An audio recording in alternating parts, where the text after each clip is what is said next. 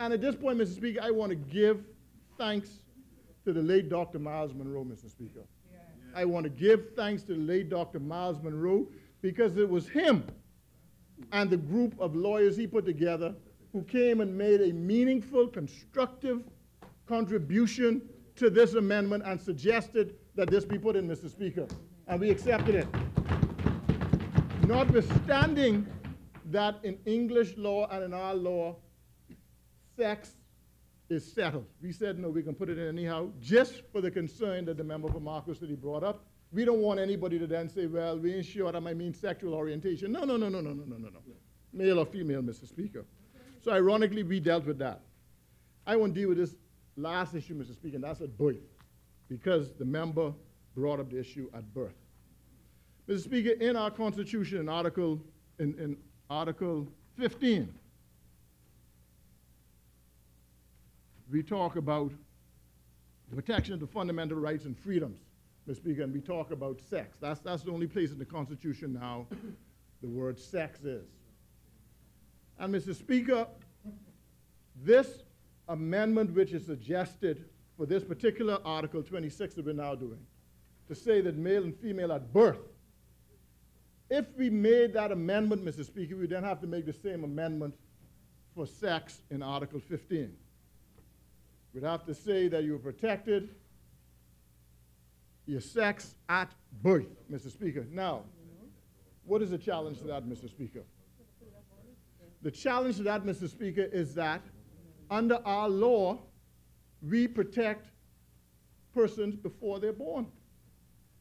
We protect fetuses. That's how all the abortion laws came about, Mr. Speaker, protecting somebody before they were born. So if we defined it at birth, we would then have to make the amendment to Article 15. That would then, we would inadvertently, Mr. Speaker, be legalizing abortion. That's what we'd be doing, because there would be no protection under the law for us to protect unborn fetuses, Mr. Speaker.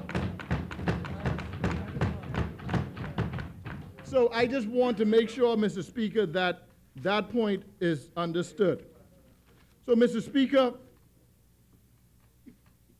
at some point in the future, there may be an amendment here in Parliament. I don't know, generations, 100 years, 1,000 years from now, maybe. 1,000 years ago, slavery was legal, Mr. Speaker. I don't know what's going to happen 1,000 years from now. But we have to do, Mr. Speaker, what is right now. Yes.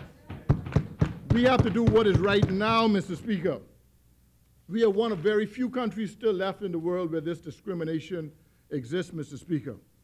And so, Mr. Speaker, I want to say that the legal authority in this country, Mr. Speaker, the legal authority, the Anglicans, the Catholics, the Baptists, the Seventh-day, the non-denomination, Global United Fellowship, the Methodists, the Church of God, the Pentecostal, the Brethren, the Assembly of God, Jehovah's Witness, anybody else I forget, Mr. Speaker. We have met with all of them, and they understand this point. They understand this point. They are the moral authority, Mr. Speaker. Yeah. They have issued statements. Now, Mr. Speaker, I don't know what else we want, Mr. Speaker. But I've tried to, as best I can, as simply as I can, Mr. Speaker, to break that down. So I want to encourage, Mr. Speaker, today, all members of Parliament, Mr. Speaker, to support every single one of these amendments, Mr. Speaker. Support every one, and not let any personal prejudice or misunderstanding or whatever you have against whoever you have it against. Do not let that come in to this debate today, Mr. Speaker. This is an historic day, Mr. Speaker, and I would not want one member of this Parliament, Mr. Speaker, to be on the wrong side of history. Because generations from now, our children, grandchildren, and great-grandchildren will look back, and we will have to rationalize to them why we made the decision we made, Mr. Speaker. So I encourage us all, Mr. Speaker, forward, upward, onward, together. Thank you, Mr. Speaker. Member